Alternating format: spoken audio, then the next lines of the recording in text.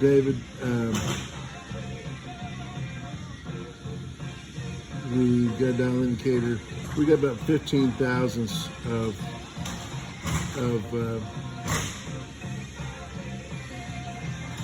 run out on this shaft. So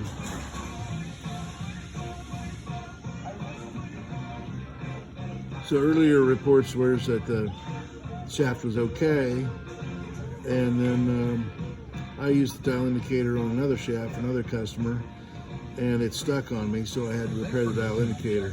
So we came back to your shaft, and the dial indicator was sticking earlier. So the shaft really does need to be replaced.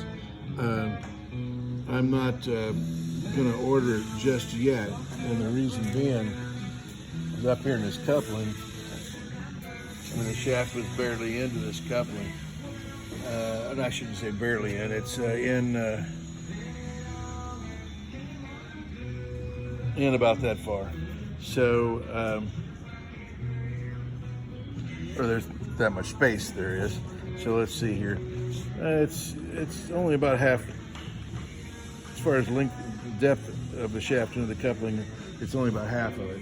So, we'll get the engine installed. We'll get the shaft installed. We'll press the coupling off, and we'll make sure that we can get it on and off. I may face the coupling in our lathe as well, because it's going to be hard to measure the distance between this coupling and the transmission coupling. This is the transmission coupling for today. It's going to be difficult to measure with a feeler gauge because this is pretty badly pitted and everything. So we'll clean that up, do a cleanup cut, and then because what we're looking for is exact, no difference in the measurement. We don't want any angular misalignment, and we don't want any parallel misalignment either. We don't want parallel misalignment. We don't want angular misalignment. We want these faces to be exact matches to each other, within 2 thousandths. So on the other thing was on the exhaust pipe. This thing had been smashed. So I think what we would make sense to do, especially since the elbow was in such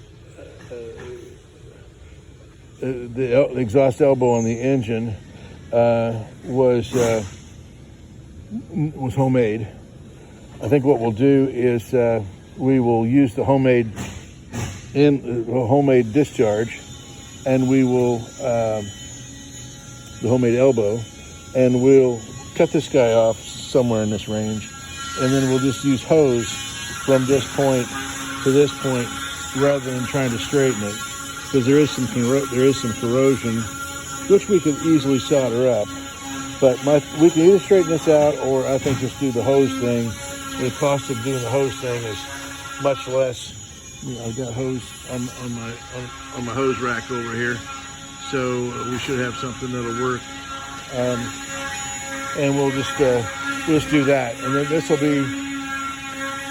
will be sealed up at your transom, and this will be and we'll have hose here and hose up to your elbow. Here's an example. It looks like the right size hose. So the beauty of it is it's left over from another job. So instead of having to buy a 12-foot piece for several $100s, I can give you 2, 3, 4 foot, whatever we need. So anyhow, and that's probably going to be less expensive than fixing that. You tell me if you want this fixed, and that would make it original. If you want this fixed, I can fix it. But let me know what you want to do. Thank you.